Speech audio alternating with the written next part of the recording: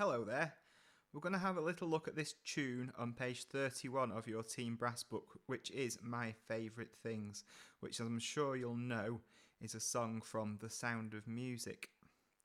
The first thing we're going to have a look at, the first thing we should always look at when we're tackling a piece of music is this little thing here, which is the time signature.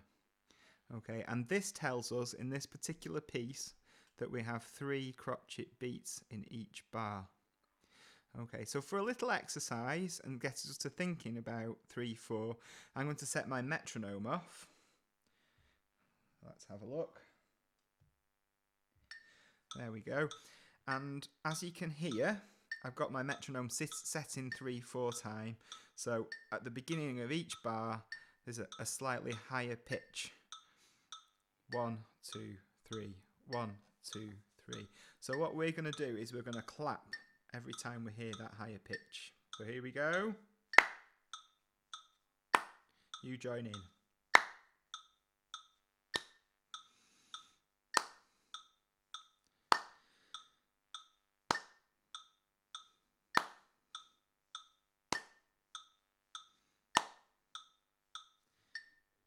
So we can really start to feel how that 3/4 time works. We can feel the pulse going on. Let's just try that one more time. But this time we're going to do a big clap on the first one and little taps on the next 2. Let's give that a go. So you join in when you're ready. So 1, 2, 3, 1, 2, 3.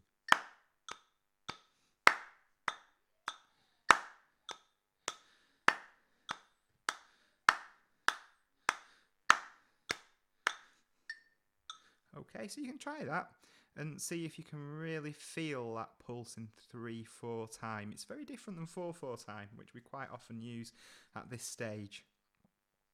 Okay, so next we're going to have a look at the rhythm. So it's quite simple. We've got lots of crotchets, which sometimes we call cats. We've got minims, which lasts for 2 beats, which we call cow sometimes.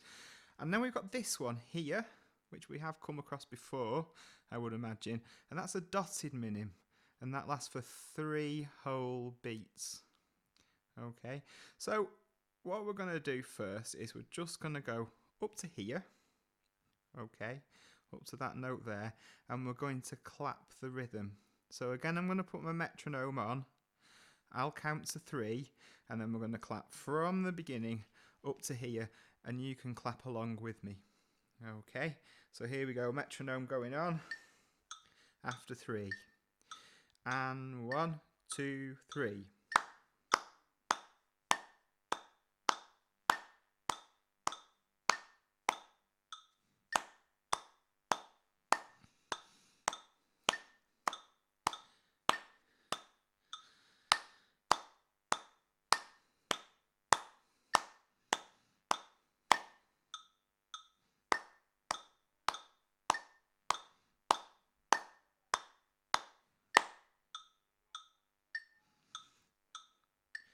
Okay, good. So I think by now you've probably really got a good feel for that rhythm, so we can start to have a look at the notes. Now the other thing at the beginning of the piece, which we always must look at, is our key signature, and we can see this time we have 1 sharp. So as we know, if we have 1 sharp in a piece, that means all our Fs are F sharp, and for an F sharp we have to press our 2nd valve down. Okay, so just looking through here, we should know all those notes. A couple that we might need a little reminder of here. We've got a D sharp. Okay, a D sharp is 2nd and 3rd valve. Okay, so that's a D sharp, and we've also got an A sharp here. Okay, an A sharp is we also could call a B flat, which we probably know quite well, and that's obviously 1st valve, so that's your first one, the one that's closest to you. Okay, other than that, I think we should know all those notes. So what we'll do is we'll pause the video, and I just want you to have a go at playing up to here. So up to here, the bit where we clap to. So just have a go at that first section. So pause your video and just have a little practice at that.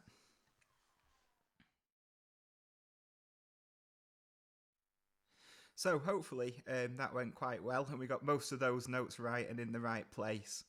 If you're still a little bit unsure how it goes, you can click the link which hopefully will appear just about now in this video, and that will take you to another YouTube video where I've recorded lots of our favourite tunes from the Team Brass book. So you'll just need to scroll through and find the favourite things one, and that'd be a really good thing to do, to have a listen to the piece and then you can hear how it goes. The next thing we need to look at in this one is the navigation, okay, because we have these first and second time bars and the third time bar, okay, with these repeat signs. The repeat signs are obviously the two dots, aren't they? So in this one, we start from the beginning and we play up to where we've just done, okay, and then we have the repeat sign, which means we go back up to here and do that again. And actually, this is, as well as being the first time bar, it's also the second time bar. So we play that again and then again do the repeat, and then only on the third time, when we played it for the third time, do we jump to the third time bar and play this bit. Okay, that makes it quite long, to be honest. So quite often what I do when I'm playing this piece, unless I'm playing it with the backing track, which you could find on the CD in the book, is I just do it the repeat once and jump straight to this second time. For the next bit, practicing the notes, what I'd like you to do, perhaps listen to it first, like I said, by going to that other video and finding the example, is we're going to start from here and practice this little section. So this is 2 bars before the first time bar, but we're going to take the third time bar. So we're going to go B, C, D, E, F sharp, G, A sharp, B, C, like that. So, and then we're going to carry on and play the rest of it.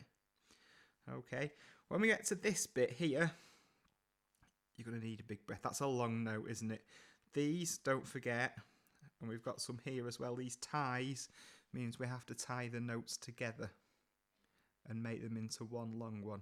So have a go at that, starting from here, but jumping to the third time bar and then playing right to the end, and see how you get on. If you're struggling to know how it goes, like I say, have a look at that other video and have a listen to the favourite things that I've recorded for you. So go on, pause your video and have a little go at that section. 2 before the first time bar, taking the third time and going to the end. How did you get on with that section? Hopefully you'll be feeling quite confident with the notes now. The first few times you practiced it, it's probably a good idea to do it in little sections. So this first bit, like we did initially, up to there, and then once you've done that, have a little break and then start from here. And once you're really confident with those 2 sections, hopefully you can piece them together and do the navigation like we explained about earlier. Once you've done that and you're confident playing that all the way through, we can have a look at things that can really put the icing on the cake and make it into a really great performance. So first of all, we've got our articulation, which hopefully you've noticed that these notes are slurred, not tongued all the way through. So when we've got the lines here, we've got to join them together. Hopefully you've been doing that already. But we've got this one here, which you might not know about, which is a staccato mark. So that makes that note detached. Okay, so I'll just play this first little bit and listen to how we're joining these notes together, and then we really lift off that one to give it a bit of style and character. So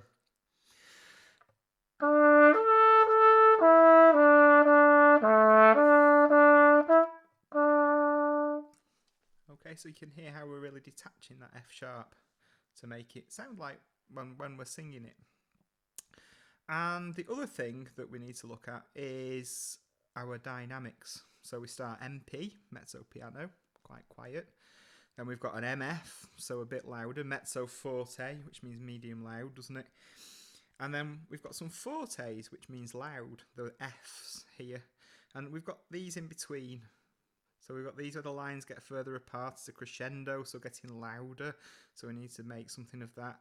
And then a diminuendo, getting quieter. I think that's really important when we're going into the third time. So this bit. I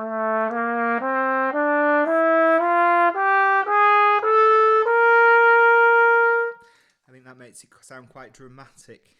Okay, so that's really important to get in there. And then, oh, we've got this one here at the end, which is also a crescendo, but they've actually written the word crescendo out. Now that's just because it goes over 2 lines, so it'd be very hard to draw the lines getting further apart. It's another way of doing it. So we're starting MP here quite quiet and getting louder and louder and louder until we get to there. So I hope you've enjoyed playing my favourite things. Obviously you can listen to that recording of me playing it, but another really good thing to do is if you could find a clip from the film or a musical, The Sound of Music, and actually listen to the real song and how singers sing it. Because if we can play it like it's being sung, we really, really get into the heart of the music. Anyway, happy practicing.